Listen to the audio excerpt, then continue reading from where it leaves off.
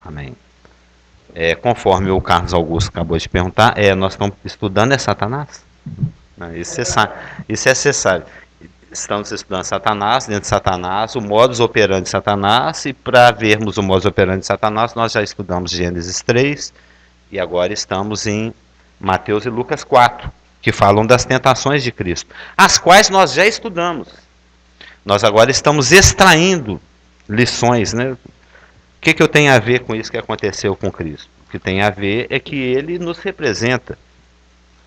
Então, a forma como Satanás interagiu com Cristo, nós não somos diferentes do Senhor, é a forma como ele vai interagir conosco. E a forma como Satanás abordou Jesus Cristo no deserto, a forma como ele tentou Jesus, e que foi estudado, nos trouxe algumas lições. Nós descobrimos, por exemplo, que isso recapitulando 2 semanas para cá, né? Nós descobrimos que ser tentado não é pecado. Ceder à tentação é pecado. Nós descobrimos também que Satanás nos ataca em nossas fraquezas e no momento oportuno, não é, Elaine? No momento oportuno. Nas nossas fraquezas e no momento oportuno. Nós descobrimos que a forma de resistir à tentação, a forma de vencer a tentação, a forma de despotencializar, de neutralizar, a palavra no grego é anular, né? A forma de anular, que é o que Jesus Cristo vai fazer com o anticristo. Ele vai anular o anticristo, vai impedir que ele continue agindo, né? Então, a forma de resistir à tentação, como é que se vence a tentação? Pela palavra de Deus. Lembra? Satanás vinha com uma proposta, e Jesus Cristo se defendia com o escudo da fé, que é a palavra de Deus. Ele se escondia atrás da palavra. É o que a gente deve fazer também.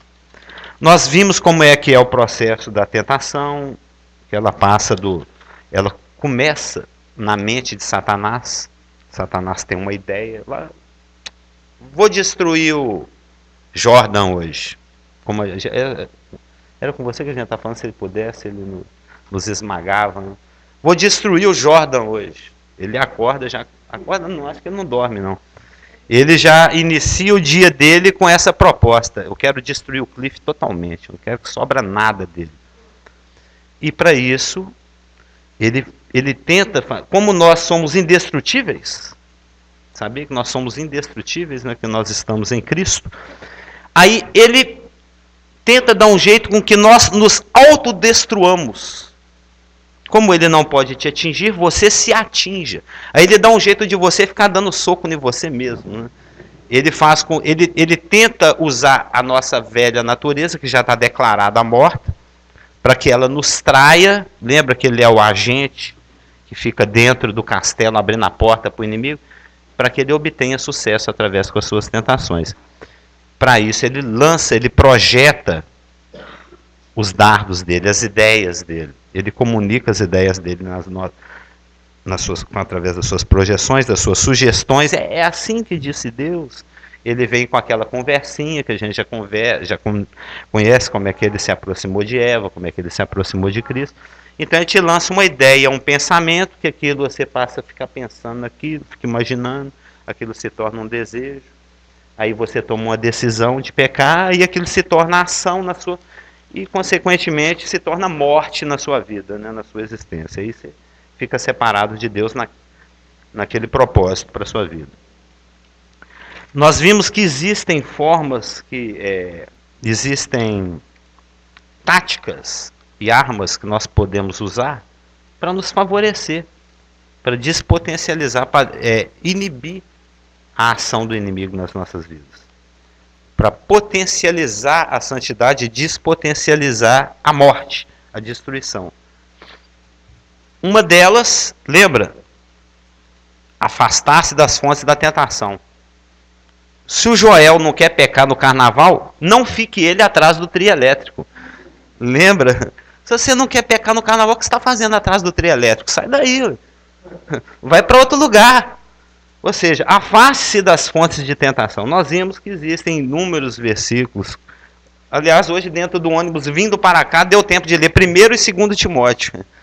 Não perder tempo, né? E lá você vê que Foge das paixões da mocidade, foge das mulherzinhas pecadoras, foge disso, foge, não, corre atrás do que é piedoso, do que é bom. Né? Então tem coisas das quais se fugir e coisas para as quais se correr. Né? Então, se você foge das fontes de tentação, tem um versículo, se não me engano, não sei se é Provérbios ou se é Salmo, não, é um outro que fala assim, acaso tomaria eu fogo, brasas no meu colo sem que elas me queimassem, né? Se você não quer se queimar, sai de perto da fogueira, fazendo uma outra forma, né? Então, afastar-se das fontes de tentação é bom para você e ruim para Satanás. Vigiar e orar são outras armas auxiliares que nós podemos utilizar para inibir a tentação. Por quê? Se você tem vigilância e oração, você faz com que Satanás tenha dificuldade de encontrar oportunidade. Ele busca ocasiões oportunas, lembra? Ele nos ataca nas nossas áreas de fraqueza e em momentos oportunos. Outra coisa, outra atividade, outra arma, outra técnica, outra tática que nós podemos usar para inibir a tentação é disciplinar a mente. Manter a mente em disciplina. Todo mundo sabe que eu estou... Determinada linha de raciocínio ou linha de pensamento pode ser algo ligado aos apetites, pode ser algo ligado à vida de outra pessoa, de um irmão. O raciocínio está fora da palavra. Opa, deixa eu ficar atento aqui. Buscar ficar dentro daquele padrão lá de Filipenses 4:8, que a gente conhece. E aquele padrão a gente só alcança quando você está cheio do Espírito. Hein? Viver a vida cristã é fácil? Não. Ser cristão é difícil? Não. Viver a vida cristã, ser disciplinado, vigiar e orar, afastar das fontes da tentação, andar com a mente cheia da palavra de Deus, é difícil? Não. É impossível. Ser cristão não é difícil. Ser cristão não é fácil. Ser cristão não é muito difícil. Ser cristão é impossível. Viver a vida cristã é impossível. Impossível. Não tem como. A não ser que você se encha do Espírito Santo, aí ele produz essa vida em você. Você pode falsificar. Pode ir na igreja, bater palma, falar salmos, citar a Bíblia, fazer tudo igualzinho o nascer de novo faz. Mas aquilo são só atividades religiosas.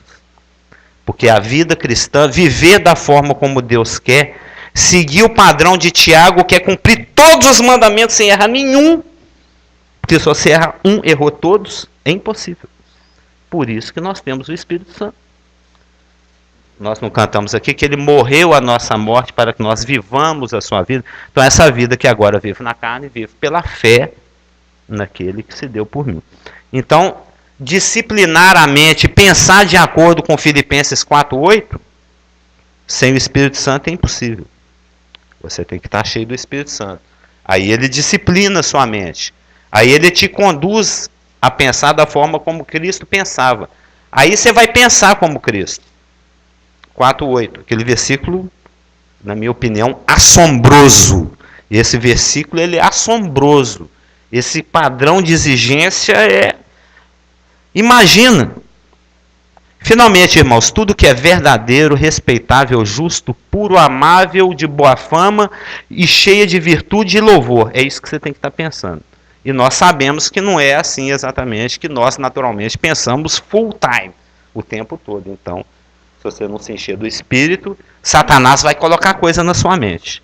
Então, ou você deixa a palavra de Deus entrar, ou vai vir, ou virão as projeções e as sugestões de Satanás. Aí é morte. Então, encher a sua mente com a palavra de Deus. Colossenses 3,16, 2 Timóteo 2,15, Salmos 1,2, na sua lei medita de dia e de noite, né? Procura apresentar-te a Deus como obreiro aprovado, que recorta e remenda bem a palavra da verdade. Colossenses 3,16, habite chicamente em vós a palavra de Deus. Aqueles versículos conhecidos. Buscar outra tática, outra técnica, outra atividade com a qual a gente pode se envolver, que despotencializa a ação de Satanás nas nossas vidas e potencializa a ação do Espírito Santo com a sua reprodução do caráter de Cristo nas nossas vidas. Buscar o Senhor, servir o Senhor, adorar ao Senhor, contemplar o Senhor, ficar olhando para o Senhor. Nós ainda, eu vou procurar esse versículo. Tem um versículo que o pastor Marcos uma vez pregou, lá na Gararu, em 1991, mais ou menos, 92, em que o Renato Pérez, eu vivo citando isso, o pastor já tinha combinado com o Renato antes do culto para fazer a coisa bem feitinha na hora do culto. Aí o Renato se levantou, aí o pastor Marcos só olhava para ele assim. Aí ele, o que eu faço? Por quê? Você age, aí o Senhor te orienta. Aí ele você lembra dessa pregação? Ele começava a andar numa determinada direção, o pastor Marcos estava sorridente. Aí o Renato virava para a direita. Na hora que ele virava na direção certa, o pastor Marcos mostrava um sorriso.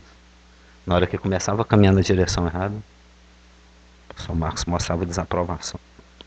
Se você ficar olhando para o Senhor o tempo todo, o tanto quanto possível, se possível, full time, é aqui que você se comunica com Ele.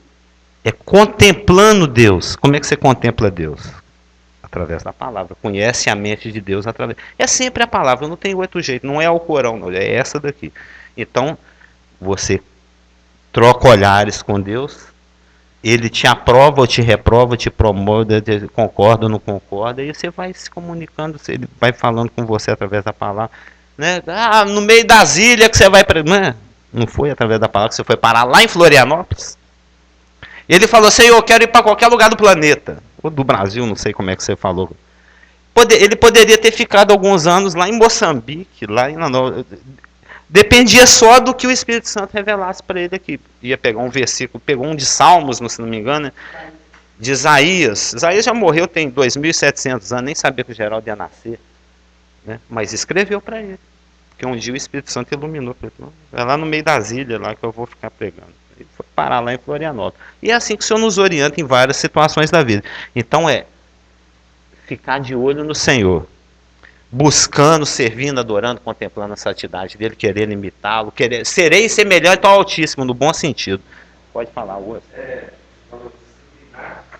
A mente. Isso de acordo com 2 Coríntios 4:5, Filipenses 4:8 e Colossenses 3:1-2. Mas depois eu dito para você. Meditar. Também é uma das armas que despotencializam o pecado na igreja e a tentação, é pregar publicamente a palavra. É isso que nós estamos fazendo aqui. E é raríssimo, viu? A gente pode pensar que é coisa boba, que é coisa fácil, que é coisa simples, que é coisa normal, mas não é não. Todo o esforço do planeta inteirinho não é para impedir uma reunião na ONU, nem o que está acontecendo nos Estados Unidos, nem no Irã, é o que está acontecendo lá na Acerburgo 242, isso aí que preocupa ele.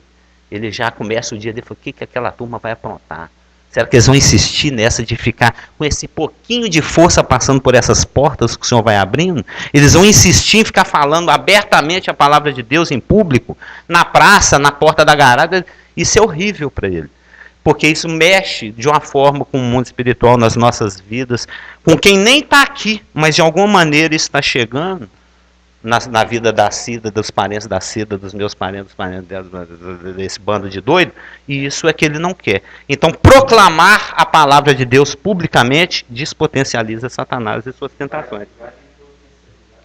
A fé, a vida, é aquela história, né? A brasa se separa do braseiro, ela vai desvanecendo, né? vai esfriando. Ela ali no meio do braseiro ali, não é? Opa, voou uma brasa aí, volta ela para perto da fogueira para ela ficar vivinha, vermelhinha, acesinha. É isso aqui, a gente vai se estimulando, vai nessa, vamos lá, não, deixa ser preguiçoso, a outra fala com... Aí a coisa vai acontecendo. É assim que funciona. O grupo é segunda articulação, juntos e medusa, segundo, o edifício se promove. A igreja se promove, ela se cresce, ela que... Ovelha que gera ovelha, entendeu? Segunda, a justa cooperação de cada parte, a igreja vai crescendo. É o assunto de Efésios. Vimos também como é que nós podemos identificar a tentação. Isso aqui já foi a semana passada. Nós vimos que Satanás é a fonte da tentação, não é outro. Que a proposta de Satanás sempre é incompatível com a palavra de Deus, sempre é. A palavra de Deus fala uma coisa, ele fala outra. É certo que morrereis, é certo que não morrereis. Lembra do assunto lá do Éden? A tentação às vezes pode pedir uma ação que tem aparência de piedade, que aparentemente é justa, promove a justiça, mas não é. Aparentemente tem uma base bíblica, mas não é. A tentação também pode apontar para a satisfação de uma necessidade de uma forma que desagrada a Deus, que é fora do plano de Deus. Isso é um resumão. Né? A tentação sempre apela para a independência de Deus. É sempre, seja independente. Aliás, essa mensagem está em toda a mídia. 200% da mídia fala isso. É só ficar antenado e prestar atenção. A tentação promove desobediência, gerando dúvidas com relação ao caráter de Deus. Nós vimos isso. A tentação muitas vezes pode propor um atalho, lembra? Fazer a coisa de uma forma mais rápida, mais otimizada, com menor dor, com menor sofrimento, com maior lucro. Toma cuidado com essas propostas. É sempre de desconfiar. É aquela velha história, né? A esmola é demais, o verdadeiro santo da igreja nasce de novo, desconfia. Nós somos os verdadeiros santos. A tentação muitas vezes apela para a urgência da satisfação ou da solução do problema, lembra? Me adora aí, vamos fazer as coisas de uma forma rapidinho. E a tentação, fechamos, né, falando que a tentação muitas vezes apela por orgulho próprio, para a necessidade de você provar algo, o que é mais cruel, para si mesmo. Ele tentou jogar Jesus nessa arapuca, né, arapuca, que negócio de pegar o passarinho. Ele é da roça, ele conhece. Às vezes eles são de Maine e eles não conhecem a arapuca. Conhecem a arapuca? Você trança uns gravetinhos e faz aquele negocinho assim para puxar, para pegar o passarinho. Joga um arrozinho. Normalmente você trança uns bambuzinhos, faz um cone, né? Faz um... E pip, isso é coisa de roça. É que eu não saía da roça, ficava lá com meus primos. Né?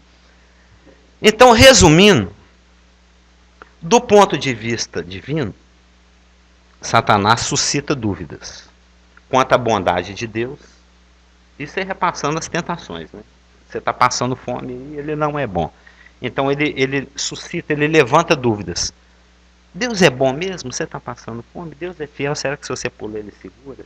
Deus tem poder mesmo suficiente para poder te conceder esses sonhos do mundo inteiro? Do ponto de vista humano, Satanás incentiva o homem a buscar seus próprios interesses, se rebelando contra a bondade de Deus. Ele não cuida de você mesmo.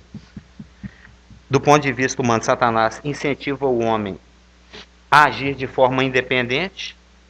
Deus não toma conta mesmo, se você pular ele nem te segura, então você tem que dar um jeito de se virar sozinho. E Satanás te estimula, te incentiva a fazer as coisas de uma maneira mais fácil, mais rápida, menos trabalhosa e, se possível, mais lucrativa. Do ponto de vista satânico, é aquela história, né? Ele que toma a iniciativa porque só ele tem a lucrar. Que é a frase do Braulio colocada de outra forma, né? A tentação procura desviar os homens de servir a Deus para servir a Satanás. É só isso. Só isso. Ele simplesmente quer que você deixe de servir a Deus para servi-lo. Os irmãos podem não acreditar, eu vou só citar. Essa coisa é meio complexa, né? De eventos que acontecem assim, mas me aconteceu, eu vou citar. Muitos anos atrás, aí, uma certa época, quando eu não estava congregando, como se diz, eu estava desviado, né? Eu estava passando com um Walkman em frente a um centro espírita, o Ilê de Xangô, fica ali na Pedro II. Não é que passando em frente ao centro espírita, eu ouvi uma voz falando assim no microfone: faz bem, servo. Eu achei aquilo estranho, eu passando em frente a um centro espírita, a minha música é interrompida e uma voz fala: fazes bem, servo, e vai embora assim, e me deixa naquela dúvida. Falei, até hoje eu não sei de onde veio essa voz. Só sei que isso me pôs para pensar. Eu falei, a quem será que eu estou servindo? Hein? Aí aquilo já foi um gatilho. uma outra história. Mas de qualquer maneira, Satanás, ele quer roubar o servo do Senhor. Ele quer que você deixe de servir Deus e o sirva. Olha que burrice a nossa, ficar servindo Satanás. Agora, entrando no assunto de hoje, nenhuma tentação é superada definitivamente. Aí o Carlos Augusto, ele acha que ganhou diploma, ele passa pela tentação, o Senhor permite uma tentação, dá o escape, ele usa o escape, se livra da tentação, a tentação bate na capa dura da Bíblia, do Scofield dele, que ele decora e vive, ele não só põe debaixo do braço, mas ele medita de dia e de noite no conteúdo, ele busca viver, quando ele vê que ele está vivendo fora daquilo, ele ora, ele pede perdão, ele clama, ele busca um ajuste, ele quer voltar novamente para a trilha dele. Aí ele vence a tentação. Ele tem uma tentação por caju. Aí ele está passando lá no Mercado Central, ele está sem dinheiro, mas ele tem o hábito de toda segunda-feira ir lá no Mercado Central, no EPA, ele entra no EPA e surrupia alguns cajus. Ele tem esse hábito. E o Espírito Santo fala, filhinho, para com esse hábito, você pode queimar nosso filme, que é o filme dele também que queima. Isso vai queimar nosso filme aí e tal. Para com esse procedimento na sua vida. Aí um dia ele entra no EPA disposto a roubar, cabular mais um cajuzinho. Aí o Espírito Santo fala mais forte, nunca mais vou fazer isso. Ele vence aquela tentação. Ele fala, agora estou livre dessa tentação pro resto da vida. Mentira. Satanás, ele vai oferecer cajus para você assim que for oportuno. Não é? Ele te tenta, ele não vai embora, não tem jeito. Esse aqui eu não vou tentar nunca mais. Esse aqui não tem jeito. Ou esse aqui eu não vou tentar nunca mais nesse assunto. Desisto. Não ofereço mais caju para casal outro. Não. Ele vai te oferecer caju, sim. Assim que for oportuno. Deixa alguma coisa acontecer na sua vida que vai gerar uma circunstância favorável. Ele vem e que tal um caju? Então você toma cuidado. Ele vai aguardar um momento mais oportuno. Então nenhuma tentação é vencida definitivamente. Nem por Cristo, nem por nós. Ele não deixou Jesus Cristo sossegar. O moço está lá morrendo na cruz e Satanás está lá enchendo a paciência dele e falando besteira no ouvido dele. Usando o cara do lado. Você é um pecador, está aqui com a gente, você é um malfeitor. E o outro lá, que isso? Nós estamos aqui porque a gente merece, esse aí nenhum mal fez. Mas Satanás tinha dois do lado dele, um da direita e um da esquerda. Um era de Satanás. Está ali sendo usado por Satanás. Até o último momento da vida dele, ele foi um instrumento de Satanás. O mau ladrão, como se diz. Tem um bom ladrão e um mau ladrão. O bom ladrão é aquele que devolve a mercadoria, igual um que eu li no Super aí essa semana. Mas deixa para lá. Outra coisa que nós podemos aprender das tentações é que cada oferta, nós até falamos disso. Aliás, nós estamos repassando, né? Para cada oferta que Satanás fez, para cada uma delas, foram muitas, 3 estão citadas e descritas aqui, né? Para cada oferta que Satanás propôs e que o Senhor recusou porque ele tinha em vista um objetivo maior. Esse tem que ser o nosso motivo. Cada vez que eu decido não pecar, cada vez que eu decido ser santo, que eu decido me separar, reservar essa área da minha vida para que o Senhor trate. O ideal seria a vida inteira, né? Eu estou fazendo porque o pastor está olhando? Eu estou fazendo porque tem que fazer? Eu estou fazendo porque... não sei, inventa um motivo. Não, eu estou fazendo porque eu amo o Senhor. É uma questão de amor. O que motivava o Senhor, o que fez com que o Senhor recusasse cada proposta de Satanás, não, eu posso pegar os reinos do mundo aqui agora, se eu quiser. Já 2000 anos atrás eu já tinha resolvido essa questão, e ainda nem... é só a partir de daqui mais alguns anos que os reinos desse mundo se tornarão do Senhor e do seu Cristo, lá de Apocalipse. Ele já podia ter posto a mão nesse reino já há mais tempo, de uma maneira mais fácil. Ele podia ter pego o atalho, ele podia ter seguido a agenda de Satanás, ele podia ter cedido à tentação. Mas ele não fez porque ele tinha um motor, algo maior que o movia. Que nós falamos, era a questão do amor. Ele não pensava em termos de, nossa, eu estou com fome. Ele não pensava em si mesmo, no seu problema, na sua fome. 40 dias de fome. Não são 40 minutos, não. Não era isso que ocupava a vida de Jesus Cristo, o pensamento, o propósito, a intenção, a decisão dele. Ele não pensava em termos da minha fome, em termos se eu confio em Deus ou se eu não confio, se eu sou filho ou se eu não sou filho. Não era isso que ficava na mente de Jesus Cristo. O que ele tinha em mente era o alvo. Ele tinha uma proposta, ele tinha um objetivo.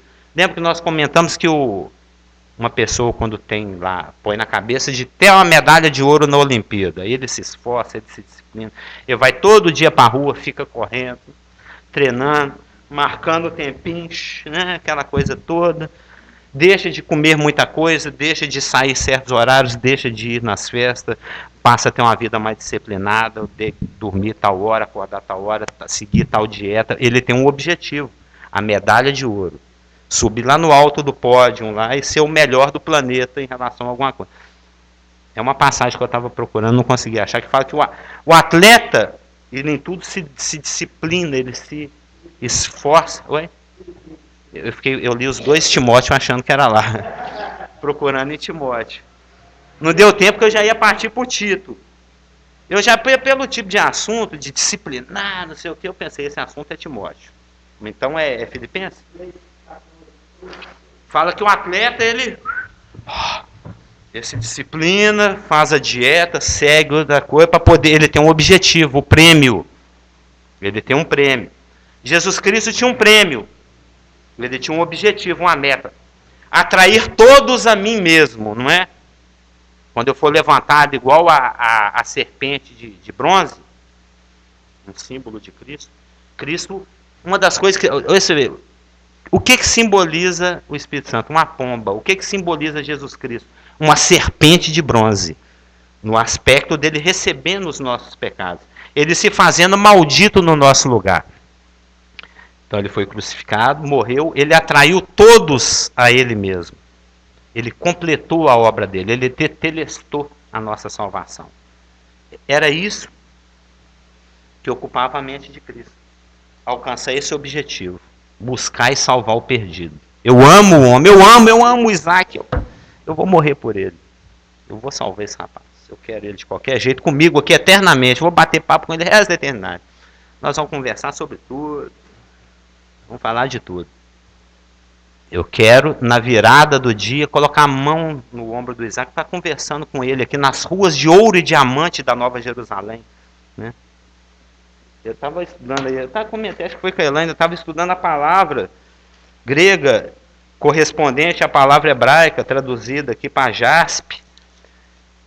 É de uma família de minerais que é encabeçada pelo diamante. Então, muito provavelmente, a Nova Jerusalém, ela é feita de diamante. Imagina, que brilho, que show. Às vezes a gente põe um azulejinho melhor em casa, fica todo satisfeito, até chama os amigos para ver, né?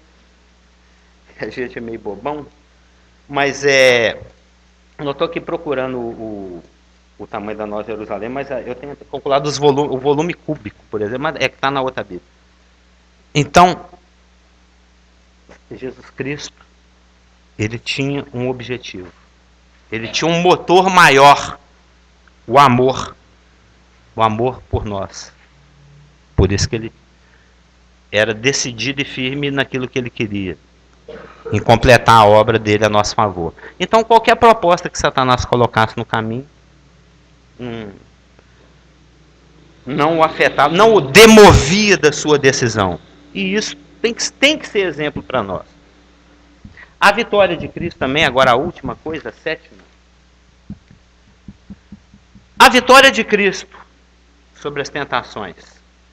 A forma como ele venceu, usando a palavra, é a forma como nós devemos fazer também. Mas, aí nós vamos entrar no assunto que eu pretendo começar de hoje e um pouquinho até domingo que vem, que é a questão do coração. Não sei porque Acho que ninguém ainda perguntou isso, mas então eu vou perguntar por vocês. Mas por que então Deus deixa a gente ser tentado? Aparentemente não é uma boa coisa, não é? Puxa vida, aqui. Permitir, né? Para o Jó, por exemplo, eu aposto que ele não gostou dessa ideia, desse papo que Satanás teve com Deus, porque sobrou para ele.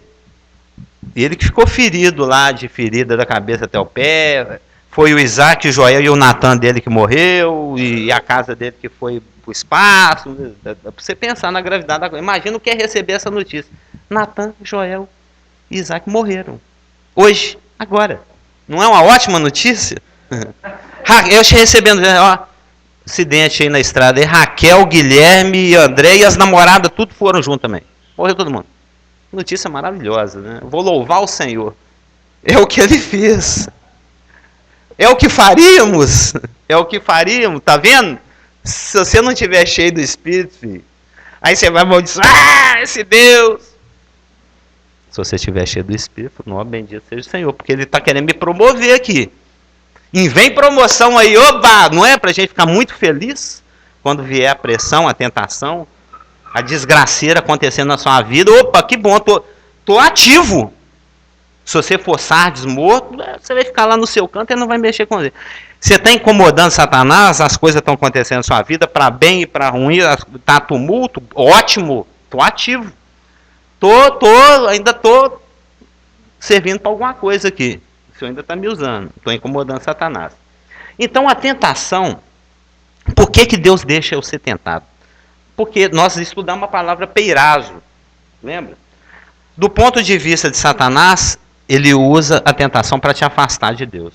Do ponto de vista de Deus, ele permite que Satanás, com o seu sistema e etc., te tente para intensificar o seu senso de vocação e de direção. Para clarear as coisas para você mesmo. Nós estudamos lá em Deuteronômio 4, se não me engano, que o Senhor permitia a tentação acontecer com Israel, para que Israel soubesse o que estava dentro do coração dele mesmo, lembra?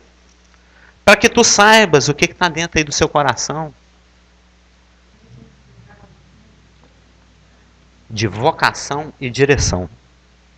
A tentação serviu para clarear e intensificar em Jesus e, consequentemente, em nós, o seu senso de vocação e de direção.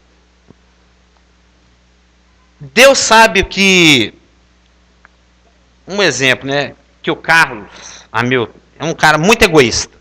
Ele já sabe. Um exemplo, né, muito egoísta.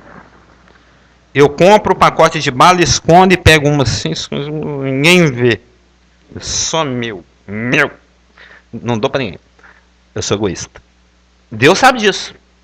Ele contempla, não tem, tudo está aberto e patente diante dos olhos dele, ele sabe de todas as coisas. A gente falou, Salmo 139, etc. Mas eu sei, eu mesmo me sei a mim, que eu sou egoísta. Então, Deus permite circunstâncias na sua vida, ele permite que Satanás te tente, ele permite que as coisas aconteçam, para que o seu coração se revele a si mesmo, para que você se saiba, para que você perceba o quanto que ele pode te atrapalhar. Porque Jeremias fala que enganoso é o coração do homem. Mais do que todo. É Jeremias 17:4? 17:9. É porque o 4 para virar 9 eu só dá um risquinho. Jeremias 17:9 diz o seguinte. É para frisar bem, nunca mais esquece, né? 17:9. É um versículo conhecido, mas é tão preciosa a linguagem dele que é bom nós irmos lá. É o 17. Ele está até marcadinho de vermelho aqui, ó. O 9 e o 10. Que esse é importante. Com grifo amarelo no mais do que e no desesperadamente. Enganoso é o coração. Jeremias 17:9 e 10. Enganoso é o coração. É o famoso me engana que eu gosto, né? Enganoso é o coração. Mais do que todas as coisas. Satanás te odeia, lá. E ele é mentiroso. A mente dele não se define. Ele quer te enganar. Ele quer te chamar para fora do aprisco para te matar, para te roubar e para te destruir. Para isso ele usa o engano. Satanás é um ser ardiloso, ele é muito enganoso. Aquela pessoa que quer te destruir lá na firma, lá na escola, que te engana todo dia. É perigoso, não é? Você... Nas eleições de 1990, foi em 90 que o Collor foi eleito? Eu cheguei para o pastor Marcos e perguntei, Marcos, eu não sei em quem eu voto. Tá tudo tão ruim. Todas as opções são tão ruins. Collor, o caçador de Marajá, que a gente sabe que ele está querendo é dinheiro. O Afif Domingos é empresário. O Lula é um traidor. Com quem que eu fico? Em quem eu voto? Aí ele me deu uma sugestão. Né? Eu estava intencionando. Na época eu pensava em votar no Afif Domingos. Aí ele falou assim, não vota no Afif. Vota no Lula. Eu falei, mas por quê? Porque o Lula é um mal descarado, é um mal que você vê. Você já sabe quais são as intenções dele. A do Afif você não sabe. Você tem vários amigos. Você tem aquele amigo que... Aliás, você conhece várias pessoas. Tem aquela pessoa que fala, não gosto de você, não se aproxima de mim, não quero ter relações com você. É um inimigo declarado. E tem aquele inimigo que finge de amigo. Ele toma seu cafezinho, ele vai, né, ele estuda com você, ele te passa a cola, ele pega a cola com você, mas na realidade ele quer te matar, te roubar, te destruir. Aquilo tudo é um engano, tudo que ele faz, tudo que ele fala é um teatro para conseguir obter a sua confiança, para depois te trair. Então, eu nunca esqueci isso, o pastor me falou. Melhor é o mal que eu vejo do que o mal que eu não vejo. Aqui eu sei o que esperar. Daqui eu não sei. Aliás, eu estou esperando outra coisa, eu estou esperando coisa boa e vai vir paulada. Porque ele é o mal escondido. Tem coisas que são declaradamente enganosas. Clique aqui, você ganhou um iPhone 4. 10 segundos. Você não vai clicar ali e encher seu computador de trojan. Você não é besta. Aquilo é um engano. Fica piscando com milhões de estrelinhas, treinando meu. Eu vou sair dessa página só para não ver isso. De raiva que esse trem fica me seguindo. Onde vai meu cursor, ele vai. Agora tem um passarinho azul que te segue, tem uns que vêm seguindo, de tudo quanto é jeito. Engano. A proposta é uma, mas o resultado é outra. Satanás é enganoso. Muitas coisas são enganosas. Algumas namorados são enganosas. Né? Mas mais do que qualquer coisa, você carrega a bomba, você carrega a dinamite, o treco está lá. 10, 9, 8, 7, e está no seu peito. A bomba, você carrega a bomba. Você é a bomba. Isso é uma bomba, gente. A gente carrega uma bomba. Enganoso é o coração, mais do que todas as coisas, mais do que Satanás, mais do que o namorado infiel, mais do que a esposa do Oséias, mais do que qualquer coisa. Ele é enganoso mais do que qualquer coisa, desesperadamente corrupto. Eu me lembro uma vez, lendo sobre o Moody, tentaram um assalto, alguma coisa na casa dele, tentaram roubar a casa dele, a polícia chegou, então ele chegou lá, o que está acontecendo? Não, porque pegamos este meliante.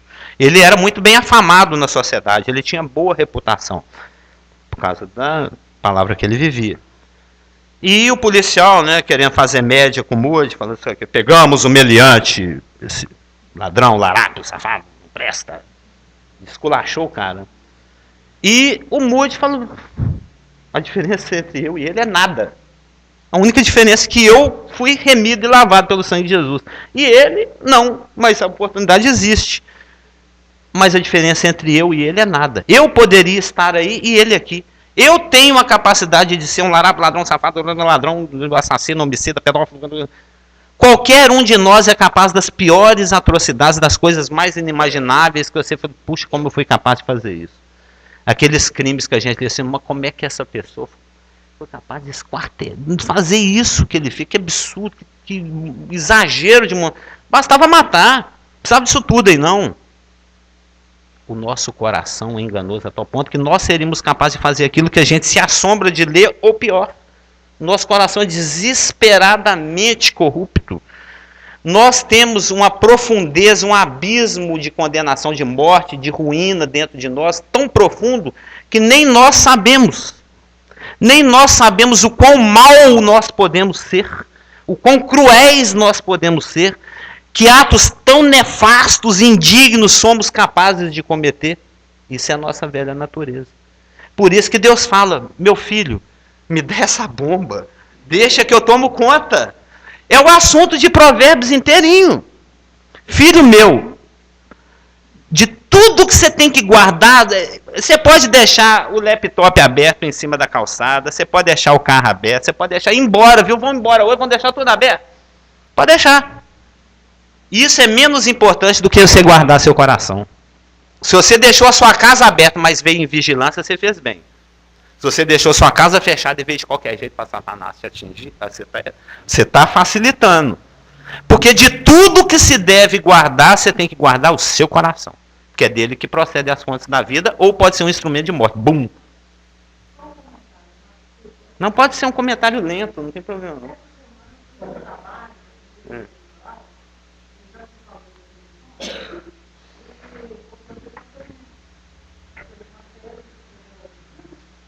Uma tese.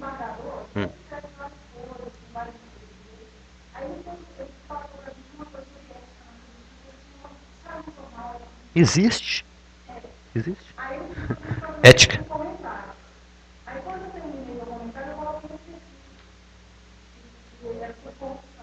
Sobre o enganoso?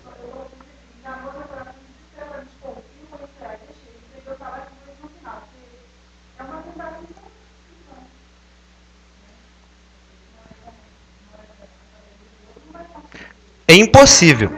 Não, para o nascido de novo é impossível. Imagina para o incrédulo.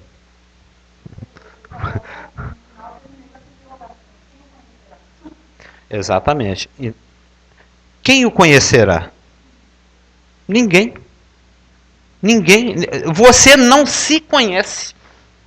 Por isso que para a pergunta vem a resposta do 10. Né? Quem o conhecerá? Eu! Lembra lá? Aí, o Senhor meio dando uma de chapolinha aqui, né? Eu, o Senhor, esquadrinho o coração. Alguém já usou papel milimetrado? Aquele papel que vem separado em pedacinhos de 1 milímetro cúbico. Não, quadrado, né? Divide a folha toda em 1 milímetro. Aí esse 1 milímetro você divide em mais de 1 milhão de pedacinhos, cada quadradinho. É o Senhor esquadrinhando o seu coração. Ele divide em quadras. Ele pica em um monte de pedacinho e põe no microscópio e examina cada um. Casamento, você tá egoísta, hein? Vamos parar com esse negócio. Use o meu espírito, viva na nova vida, para de viver no velho. Entra no carro, liga a chave, pisa no acelerador, para de empurrar esse Dodge Dart cheio de gasolina no tanque. A inexorabilidade das coisas. Romanos capítulo 1, versículo 21 a capítulo 2.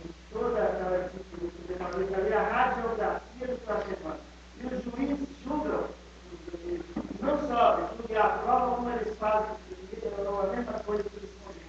Eu estava me segurando de não fazer o comentário para completar o assunto, mas já que você citou, eu vou citar. Uma vez nos visitou, a gente estava lá naquela casa lá do Marreiro, do irmão motorista, esqueci o nome dele agora, da Solan, Esnamara, aquele pessoal que nos recebiam com tantas pipocas, com tantos lanches, lá no Barreiro de Baixo, se não me engano. Uma vez estávamos lá, tinha um estudo que rolava lá, lembra? E o pastor Marcos nesse dia estava, porque estava nos visitando um pastor que era cheio de pancada, ele era cheio de cicatriz, que ele joga aqueles negócios no gelo. Não lembro o nome desse pastor. Ele era cheio de cicatrizes de hóquei. Marca de taco de hóquei no corpo inteirinho. Umas 500. Todo marcado, porque o esporte é muito violento. E ele me pediu para ler esse trecho de Romanos aqui. Eu fiquei... Como é que é?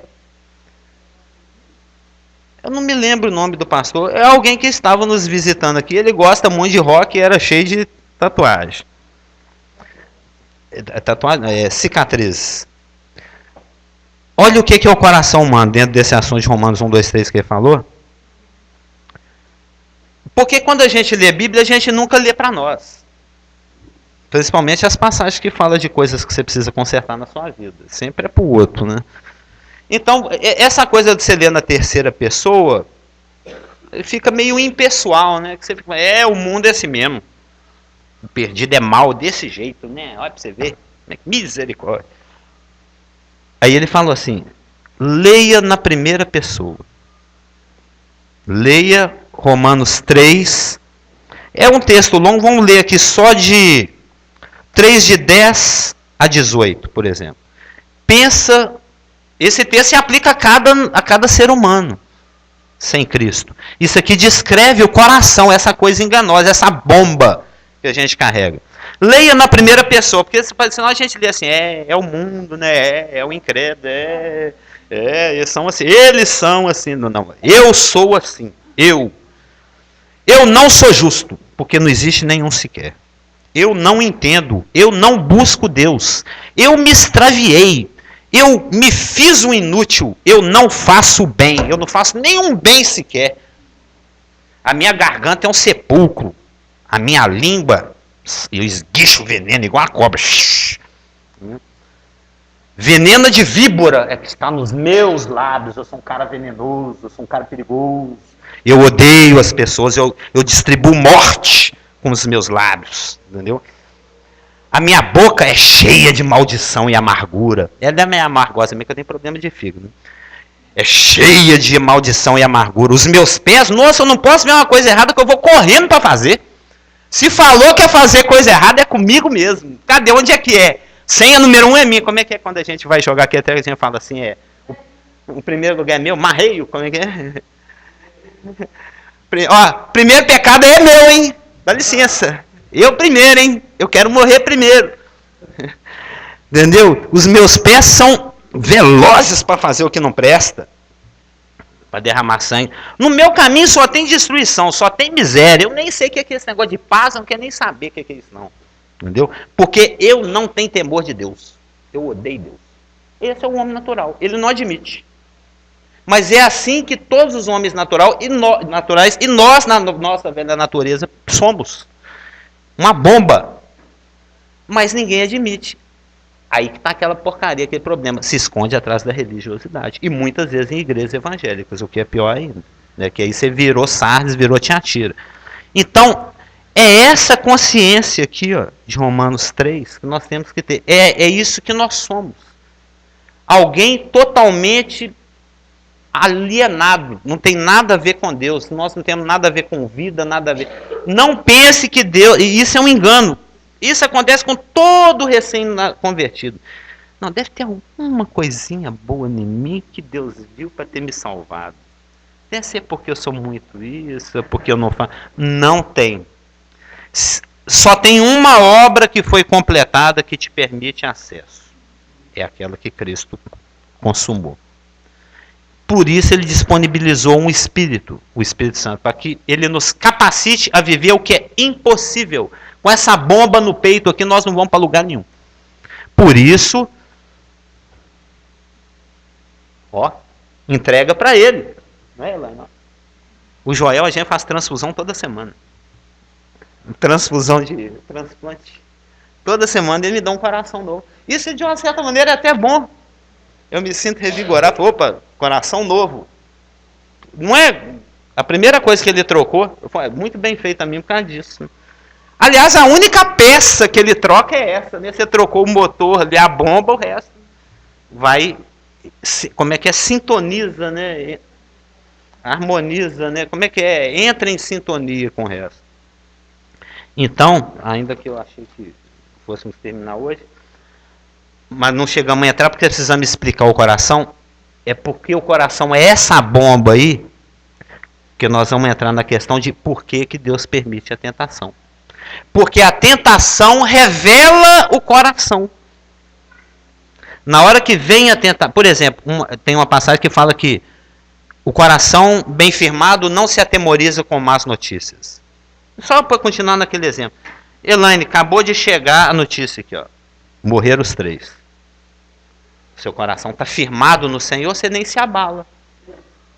Agora, se você vive de acordo com o pulsar da bomba, Morreu, você. Ah, meu Deus, agora, ai, minha Nossa Senhora! Até esquece que tem Deus. Vai buscar socorro até lá no inferno. Isso acontece. Aconteceu mais ou menos uns anos atrás, que eu não vou citar agora porque o tempo acabou. De uma criança que morreu. E a irmã perdeu uma boa oportunidade de dar um testemunho. Mas não sou eu que estava lá, né? Às vezes se eu tivesse, eu ia errado igual ela.